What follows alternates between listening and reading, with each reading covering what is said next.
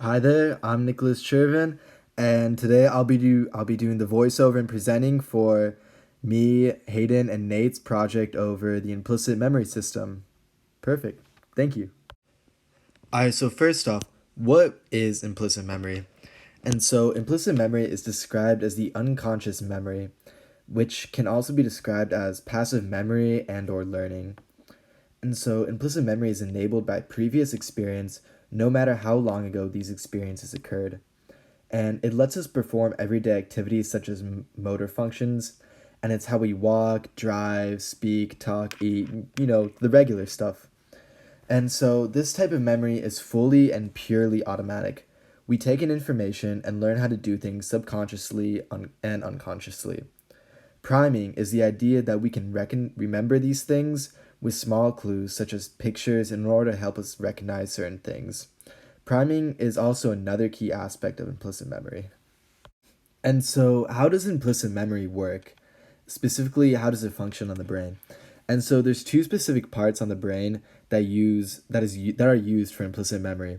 And the first one is the basal ganglia, and it's deep within the brain, and it has to do with the processes of emotions, habits, movement, and learning, particularly involved with like motor movements and activity, and it plays a key role in activities such as playing an instrument like a guitar. And then there's also the cerebellum, which is located at the back bottom of the brain. And it's important for motor control, and that example could be it plays a big role in playing instruments, driving cars, riding a bike, etc. And it allows us to manage and control how hard or soft we pick things up or play a note on a piano. And so now we're going to discuss implicit memory and its effects on learning as well as school in general.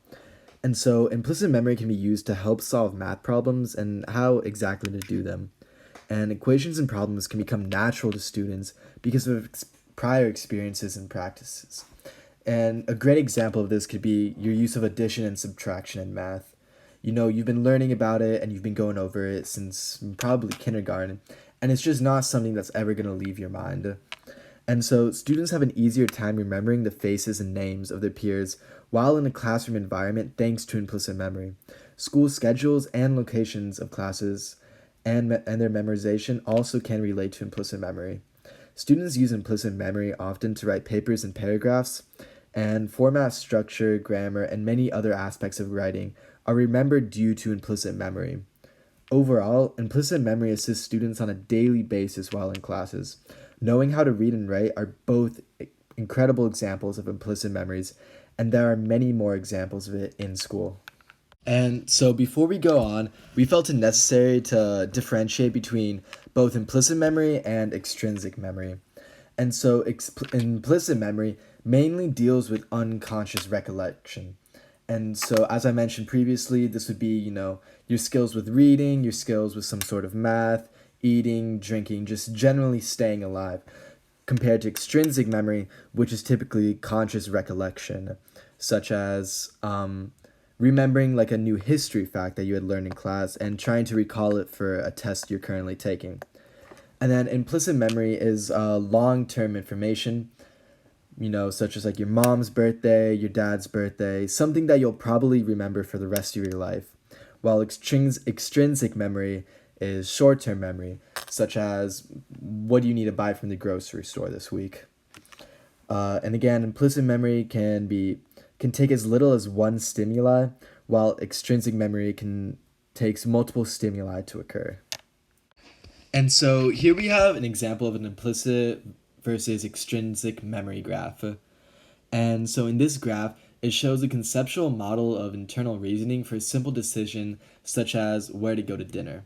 For instance, if two people were driving back to their house and saw a billboard advertising a restaurant, and then they're later thinking about dinner, the unconscious perceptual priming of seeing that restaurant on a billboard could strengthen their connection to go to that restaurant, leading them into a stimulus-based decision and getting the food that they saw.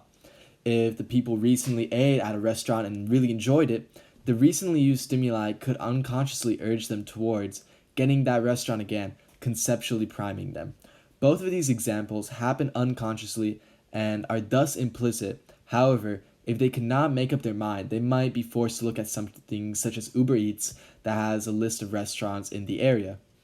This would cause a mix of the implicit priming and explicit memory, which is how we make a majority of our decisions.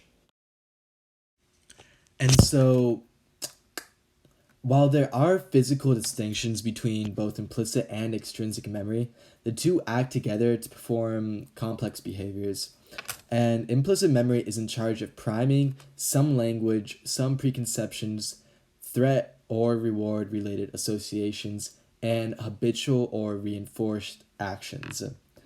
And our extrinsic choices and long term goals have been shown to lead and shape many of these different implicit processes towards those means, which shows a clear link between these two memory systems. And so now the question can be asked, can you change implicit associations? And this is a really complicated question, and it's one of the most prominent questions asked by researchers today. And as of right now, the consensus is that implicit memories and associations can be changed through intervention and very strong evidence to change and hypnosis, but there are limited studies and evidence to prove this.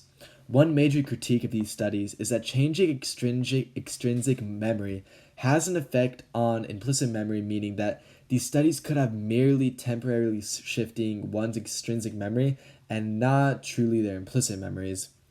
It is also thought that implicit memories and associations rely partially on rational and belief-based processes, meaning that simply trying to change implicit memories would be much harder than currently believed. And so now we'll talk about how implicit memory shows its role in music. And so implicit memory in music helps us remember the names of song as well as song lyrics. And in playing instruments, it can help us remember the correct notes as well as hand positionings, which is incredibly important in almost any sort of instrument that you play. And so through acquiring implicit memory in music by repetition and practice, it's the more you listen and the more you play a song, the more it will be embedded into your implicit memory. And as mentioned in the previous slide, the cerebellum, a key part of our brain that has to do with implicit memory, can also help us play instruments. So the two of them are very closely linked together and they work together. And so now some examples of implicit memory are memorizing song lyrics while passively listening to music or driving a car, riding a bike, and it's your commute to work, school, or the grocery store, and it's stuff like typing on a keyboard, phone, or tablet. These are all things that we can just naturally do after doing them for so long. It's just been embedded into ourselves that without even thinking, we can just do these things. Like I'm sure early in the morning, 7 a.m., when you're driving the Jesuit, you're not exactly thinking about the directions to get to Jesuit. You're just taking your usual route by instinct. You just know how to get there. And so now, to sum everything up, implicit memory is unconscious memory and it's entirely automatic. And the basal ganglia and cerebellum are the two main parts used in implicit memory, as implicit memory can aid in school settings from helping solve math problems to remembering classmates' faces. And implicit memory is what forms habits and guides long-term goals, as well as affecting how we play instruments and remember things. And here are our works cited. I hope you enjoyed the presentation, and I hope you learned a lot, and I know that we learned a lot. Thank you.